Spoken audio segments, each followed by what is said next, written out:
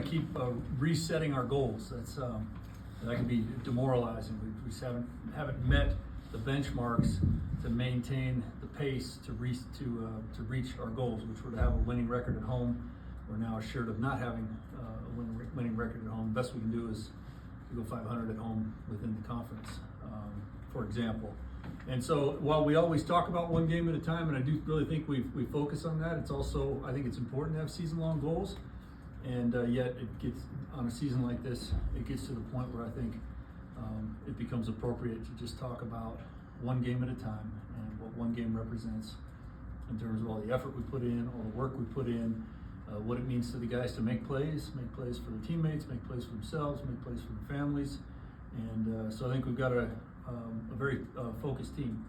And I also spoke to the team about just from a frustration standpoint, you know, if you don't like what you see, one of the best coaches that I ever worked with, Ken Miller, who passed about 6 weeks ago. I worked with him at the University of Redlands. He was the head baseball coach and our offensive coordinator.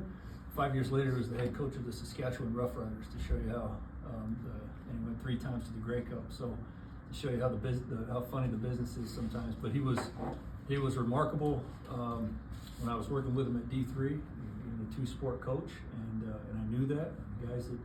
Other guys that worked with him knew that. He was just a very wise, experienced coach. And he said to me one time, I'm sure, like all coaches, I think he took it from somebody else, but he said to me one time, if you don't like what you're seeing, change the way you look at it, and what you see will change. And it took me like 20 seconds to kind of repeat